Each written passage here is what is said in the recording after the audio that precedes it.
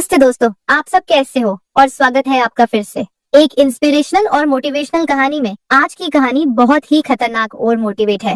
इस कहानी में बहुत मजा आने वाला है, अंत तक जरूर सुनिए। मैंने अपनी अलमारी से ताकत वाली गोली निकाली जो कभी कभार अभिषेक लेते थे और मैं किचन में चली गई। मैंने हल्दी बादाम वाला दूध बॉयल किया और उसमें एक गोली डाल दी ताकि अभिषेक को थोड़ी ताकत मिल सके। ऐसा करते करते रात के 10 बज चुके थे। फिर मैंने जल्दी से दूध का गिलास लिया और अभिषेक के कमरे में चली गई। अभिषेक बड़े ध्यान से मेरा इंतजार कर रहे थे। जैसे ही मैं अंदर आई, अभिषेक खड़े हो गए और मुझे देखने लगे। जब वह कुछ नहीं बोला तो मैंने ही पूछ लिया, ऐसे क्या देख रहे हो, बताओ मैं कैसी लग रही हूँ। अभिषेक ने संकोच में कहा, मौसी मन तो ऐसा कर रहा है कि आपको अभी खा जाऊं। मैंने हंसते हुए उसे दूध का गिलास पकड़ा दिया और कहा, मुझे खाने की जरूरत नहीं है, बस तुम इसे पी लो। अभिषेक ने जल्दी से गिलास पकड़ा और एक सांस में दूध पी गया।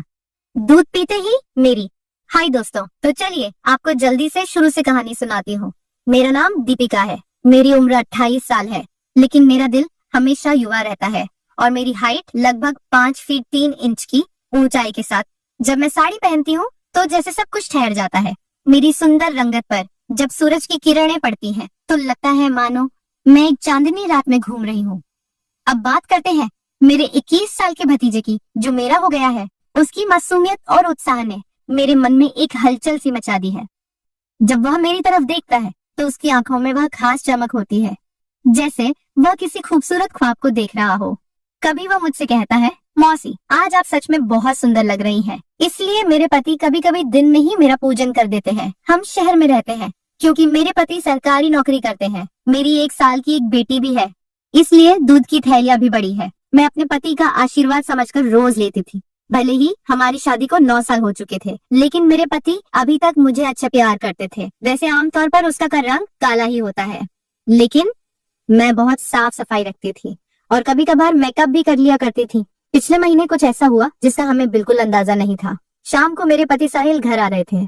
उनके किसी दोस्त की बर्थडे पार्टी थी, इसीलिए दोस्तों ने उन्हें थोड़ी पिला दी थी और वह बाइक से घर लौट रहे थे।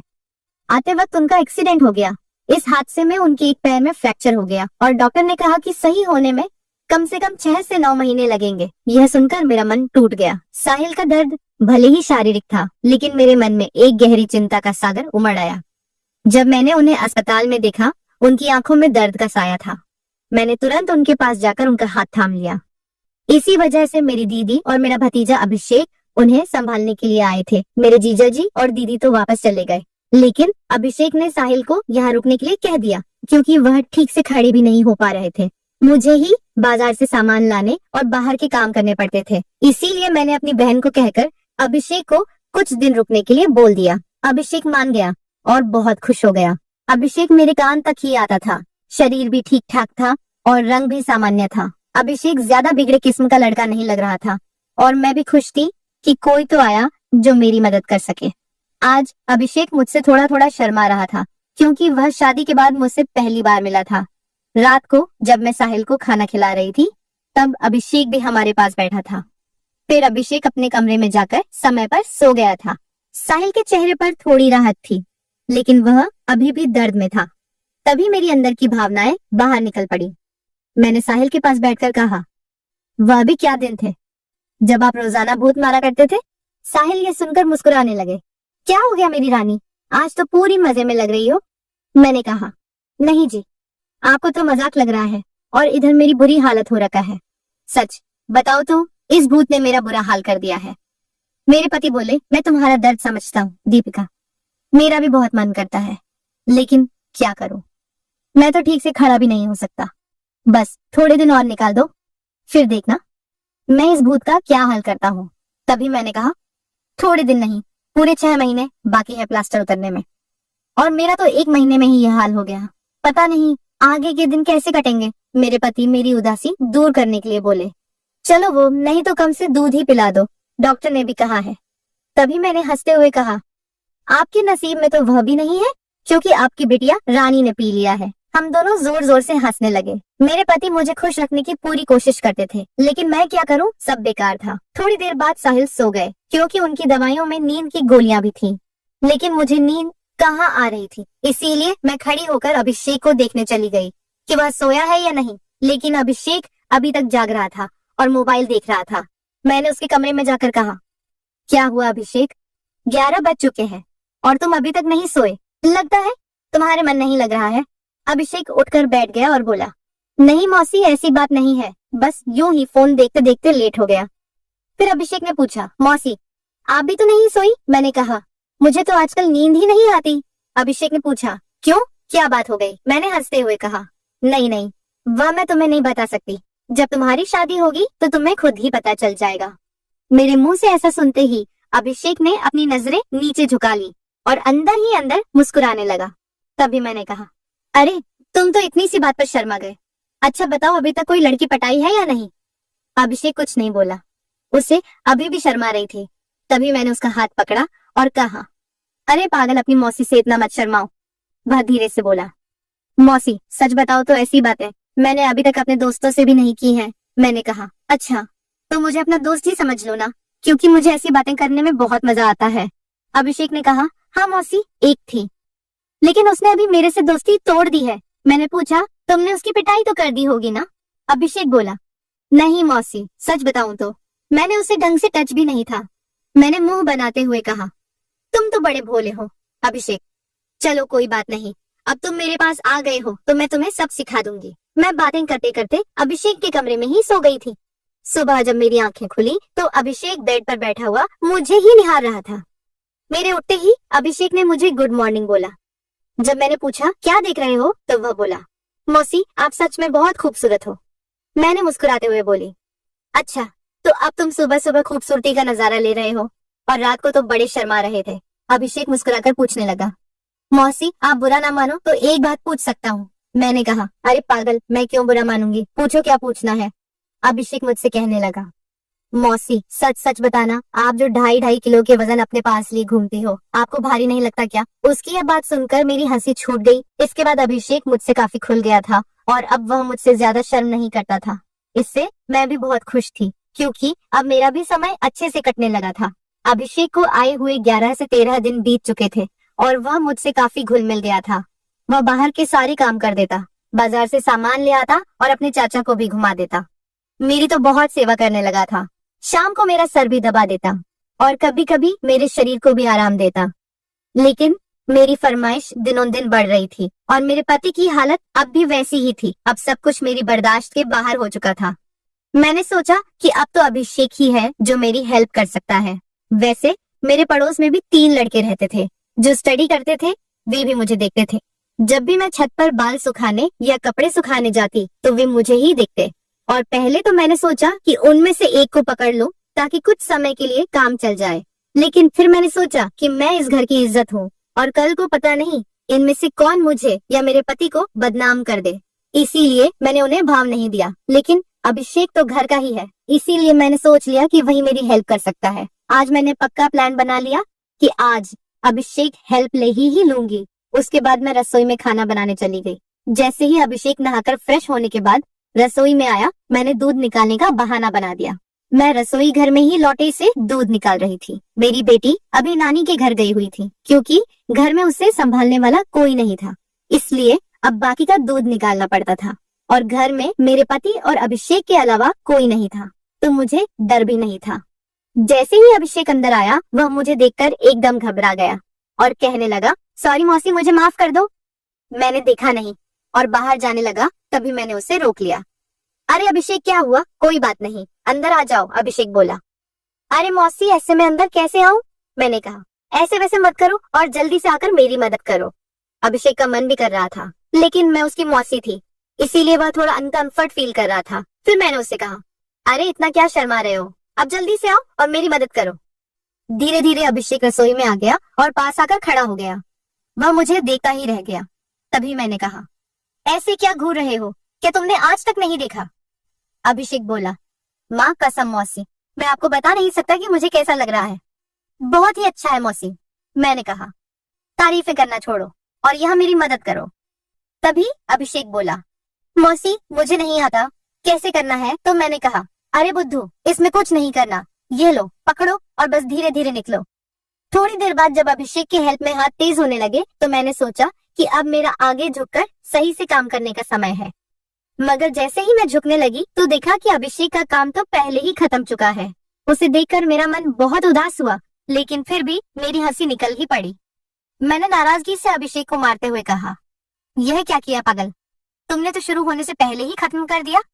इसके बाद जैसे ही अभिषेक का नशा उतरा, उसने हड़बड़ा हुए कहा, सॉरी मौसी, सॉरी, वो मैंने ऐसा काम पहले कभी नहीं किया, इसलिए मुझसे ऐसा हो गया। मैं अभी जाकर साफ करके आता हूँ। और उसने मेरी एक भी बात नहीं सुनी और तुरंत रसोई में से चला गया। मैंने भी उसे ज्यादा रोकने की कोशिश नहीं की, क्योंकि मैं समझ चुकी थी कि यह उसके लिए इतना आसान नहीं होगा।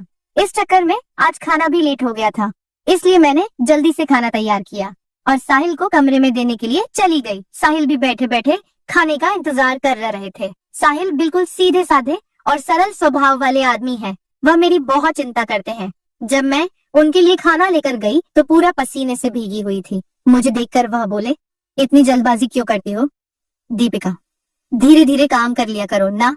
देखो तुमने अपना क्या हाल बना लिया है। तब मैंने उन्हें छेड़ते हुए कहा, यह तो कुछ भी नहीं है, जब तुम काम करते हो तो मेरा इससे भी बुरा हाल हो जाता है, और तब तो मैं तुम्हें रुकने के लिए भी कहती हूँ, लेकिन तुम तो नो कहकर काम की स्पीडी को दुगना कर देते हो।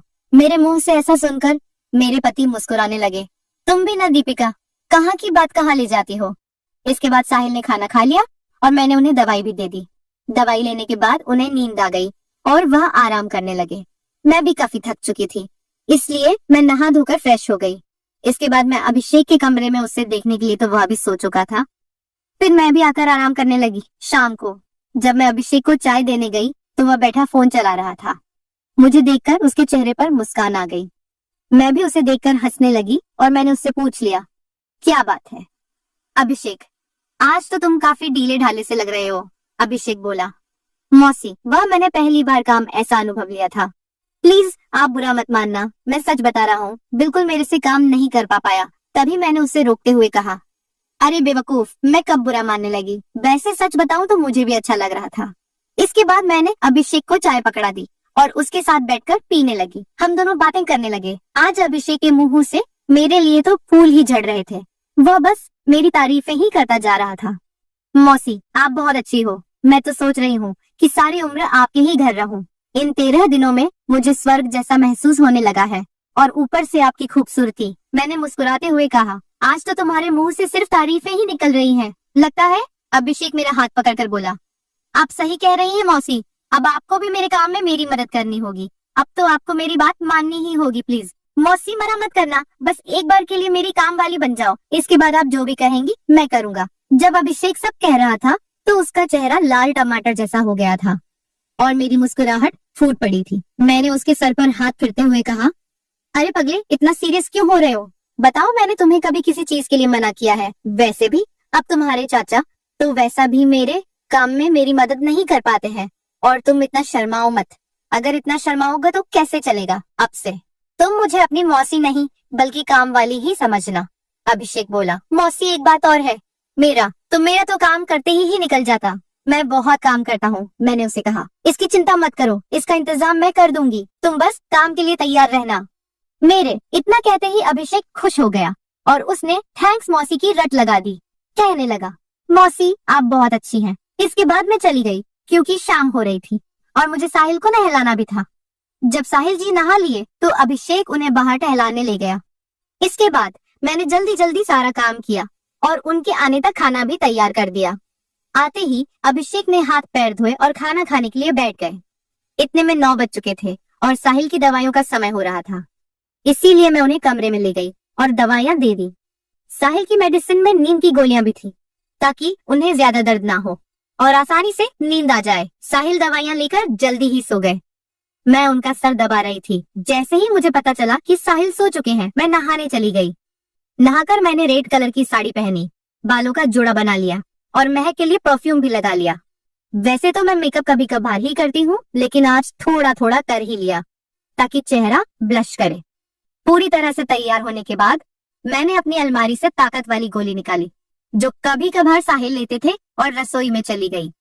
मैंने हल्दी बादाम वाला दूध तैयार किया और उसमें एक गोली डाल दी ताकि अभिषेक को थोड़ी ताकत मिल सके। ऐसा करते करते रात के 11 बज चुके थे। फिर मैंने जल्दी से दूध का गिलास लिया और अभिषेक के कमरे में चली गई। अभिषेक बड़े ध्यान से मेरा इंतजार कर रहा था। जैसे ही मैं अंदर आई, वह खड़ा हो गया और मुझे देखने लगा। जब वह कुछ नहीं बोला तो मैंने ही पूछ लिया, ऐसे क्या देख रहे हो, बताओ मैं कैसी लग रही हूँ? अभिषेक ने संकोच में कहा, मौसी, मन तो ऐसा कर रहा है कि आपको अभी खा जाऊं। मैंने हंसते हुए उसे दूध का गिलास पकड़ा दिया और कहा, मुझे खाने की जरूरत नहीं है, बस तुम इसे पी लो। अभिषेक ने जल्दी से गिलास पकड़ा और एक सांस में दूध पी गया। दूध पीते ही मैंने कहा, चलो अब जल्दी से पूजा शुरू करते हैं। अभिषेक ने जवाब दिया, मौसी, पूजा तो शुरू कर दूंगा, लेकिन आप दिए में तेल डालोगी या फिर सीधे ही पूजा करवाओगी? मैंने मुस्कुराते हुए कहा, तुम मेरी चिंता मत करो, मैं पहले से ही तेल डालकर आई हूँ। इसके बाद जो हुआ वह बताते हुए मुझे भी शर्मा रही है। मैं अभिषेक को अब तक बच्चा ही समझ रही थी, लेकिन उसने पूजा में मेरे पति को भी पीछे छोड़ दिया। अभिषेक ने सबसे पहले काजू कतली का स्वाद खाया। मेरे पति ने आज तक काजू कतली नहीं खाई, वह तो सीधे ही पूजा शुरू कर देते थे। जब मैंने अभिषेक से कहा, अब बस भी करो और कितने खाओगे, तो उसने जवाब दिया, नहीं मौसी, आपको नहीं पता यह कितनी मीठी है, इसी के लिए हम पागल रहते हैं। यह अभिषेक की पहली पूजा थी, इसीलिए वह आधे घंटे से ज्यादा नहीं कर पाया। मैं तो ज्यादा नहीं थकी, लेकिन अभिषेक पसीने पसीने हो चुका था। मुझे भी 2 महीने बाद पूजन का काम मिल रहा था, तो मैं भी बहुत खुश थी। इसके बाद अभिषेक थक चुका था और आराम करने लगा। मैं भी वहीं पर थी। जब मैंने उससे पूछा कैसा लगा फर्स्ट टाइम पूजा करके, तो अभिषेक ने जवाब दिया, मौसी सच कहूँ तो ऐसा लगा जैसे जिंदगी के सारे सुख एक साथ मिल गए, या कहूँ तो दुनिया की सबसे अच्छी मौसी हो। फिर हम बातें करते करते सो गए। सुबह जब मैं उठी तो बिल्कुल फ्रेश महसूस कर रही थी। मैंने उठकर चाय नाश्ता बना लिया और साहिल को दे आई। इसके बाद मैं अभिषेक को भी चाय देने के लिए उसके कमरे में गई। वह भी उठ चुका था। चाय लेकर उसने मुझसे पूछा, मौसी, मुझे डर लग रहा है, कहीं हमने कुछ गलत पूजा तो नहीं कर ली? मुझे लगा कि शायद अभिषेक को पछतावा हो रहा है।